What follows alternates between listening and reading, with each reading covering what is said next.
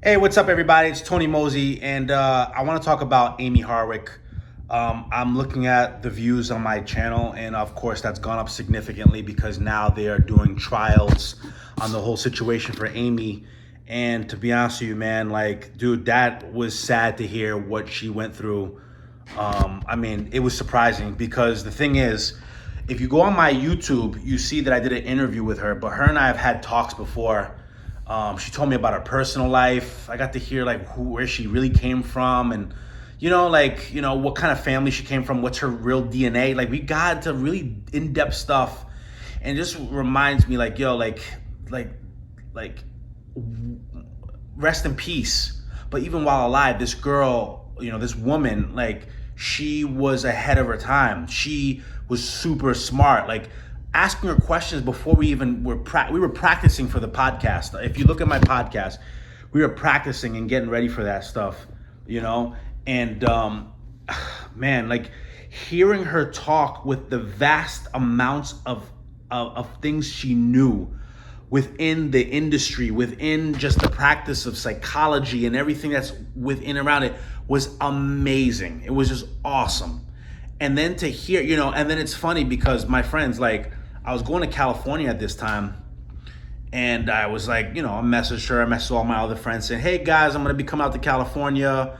If you're around, let's hang out, whatever. And I sent her the same message too, and she's like, cool, let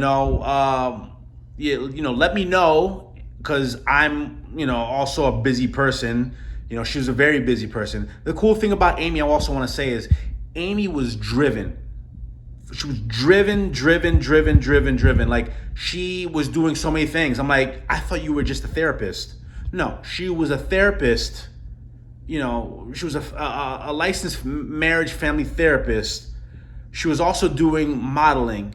She was also doing, she was also one of those fire people. Like, the people you would see, who would blow fire. Like, right? She'd sip on something and then she did a few of those things. So she was, she did a lot of cool stuff, and it was really interesting to see her. And she was adopted, right?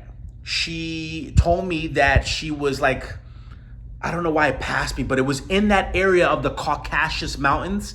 So that's the real Caucasians, by the way, my friends. The true Caucasian people are the people who are not from the UK, Scotland, Welsh. That's not the true Caucasians. The true Caucasians are from that area of Armenia, Georgia, Iran, some of the stands, if not all the stands. I forget which of the stands, but those are the true Caucasians, because that was in the Caucasus Mountains area.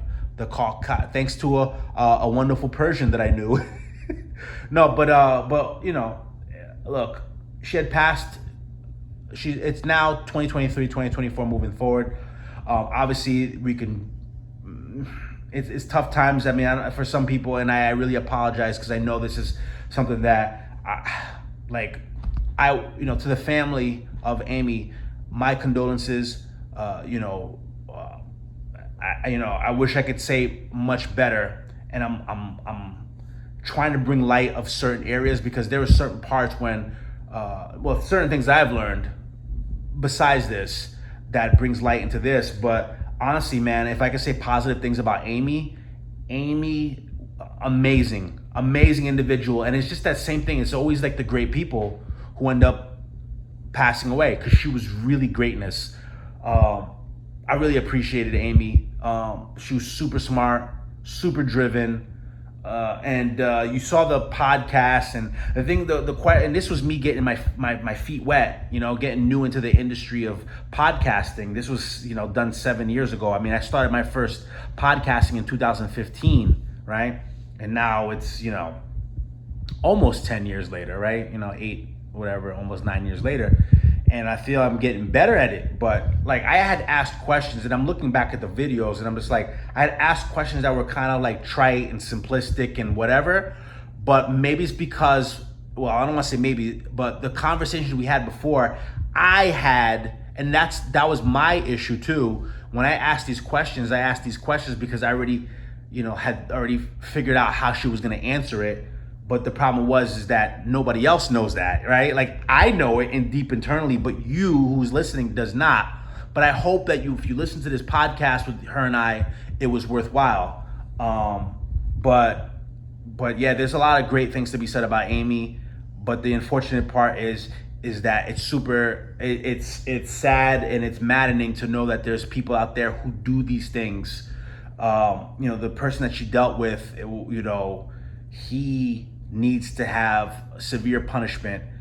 And it's kind of scary to know that, maybe as me as a guy, but I still kind of sometimes have to fear for something, 10 years later, 5 years later, I may have said something to somebody who's been stewing on this for their whole lives, for years, and then finally one day they see me and now they want to take out their vengeance on me. And it's a lot of things to think about here. What was something that I said to somebody 3 years ago, 5 years ago, 10 years ago that's gonna make them go, it makes them angry. I mean, look, I remember I've been a kid of bullying too. I've been bullied before when I was in elementary school when I lived in Yonkers, New York. Groups of kids it was always groups of kids. It was never one kid. It was always generally a group of kids, right? And I could easily be torn about that. I could easily. Even in high school, even out of high school, I've met some people who were just a-holes. And 10 years later, 20 years later, I could still be angry about this stuff. But it just reminds you that there's people out there that hold it. They take it in blood. And it's so sad, man. It's super sad. And it's super sad because this woman, this wonderful woman named Amie, had to deal with this. It's super sad and angry and frustrating to know that there's individuals out there like this person who can deal with this and then, get a specific kind of punishment that I know that other people in the comment section would say there should be more. But yeah, it's unfortunate. And I believe Amie's in a better place now, or she's in a good place.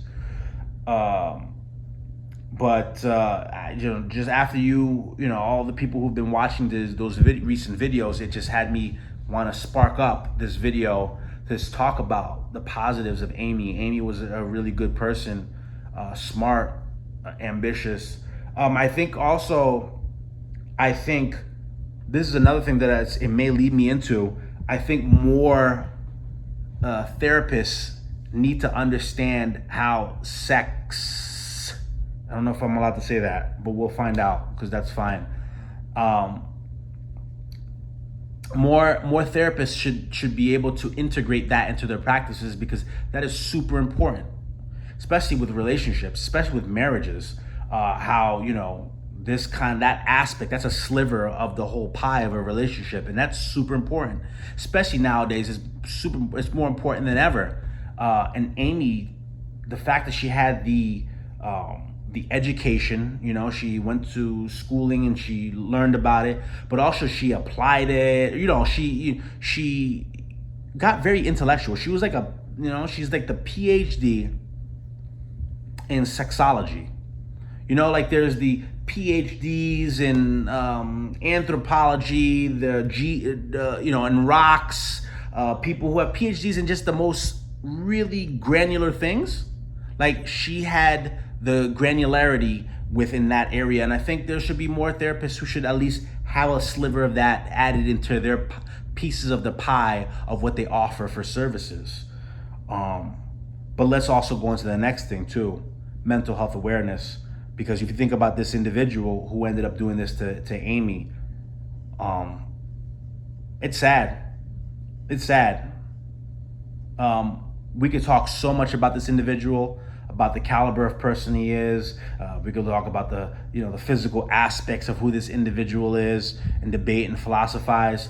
But this hits anybody, whatever socioeconomic status, whatever physical attractiveness they look like, blah, blah, blah, race, ethnicity, blah, blah, blah. Doesn't matter. It hits everybody. This is the same thing.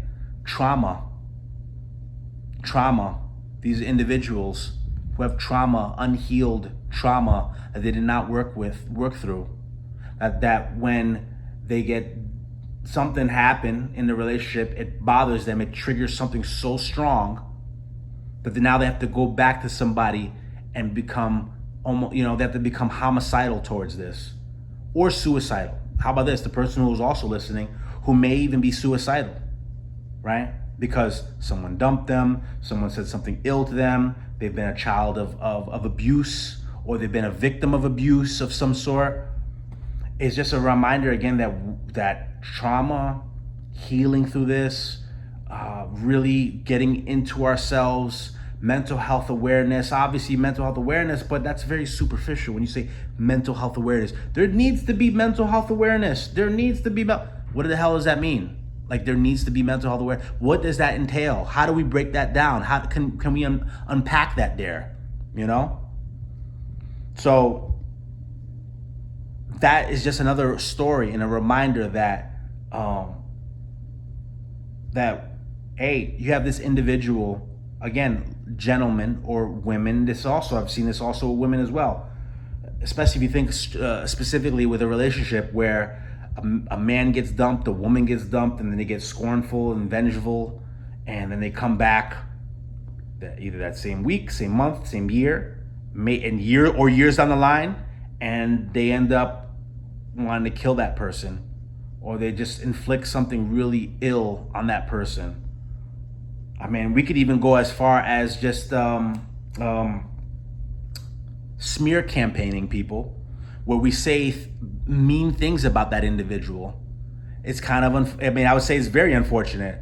Whether you're the person who's doing something on a physical level, abusing somebody and hurting someone on that level, or you're talking about somebody on a mass-wide level where you spread ill messages on social media, that is still abuse. And sometimes there has to be a level of psychopathology within that, a level of looking within and going like, why is this happening within me? Taking that accountability to say like, why is this happening? Why am I doing this? Why can't I do something that's more adaptive versus maladaptive? That's what we said in psychology. Adaptive behaviors, which is supposed to be healthy behaviors. Maladaptive, which is supposed to be like very unhealthy behaviors, like that could be drugs, that could be engaging in other risky behaviors. I wish I could say all the other ways in the breakdown, but adaptive could be like exercising, going to therapy, things like that. But to compel somebody to get that individual to get to that level, it's just, it's there needs to be more awareness. But furthermore, there needs to be more work, not just within the therapist. It also has to be within the individual. And I wish I could see more of that, because yes, it's one thing we could say men are doing this, but also I'm seeing also women doing the same thing as well. I think we all need to take the accountability, because yes, we saw this situation here, and now I believe Amie is in a good place at this moment in her life right now. And my condolences to the family who's perhaps watching this video, or maybe watch this video, or anyone who's associated closely with Amie who's watching this video. But to the other watchers out there who've been just passively watching this stuff, there's a lesson within all this. There's a lesson. Because there's words like self-love, take care of yourself, and all that stuff like that. That's still superficial. Still superficial.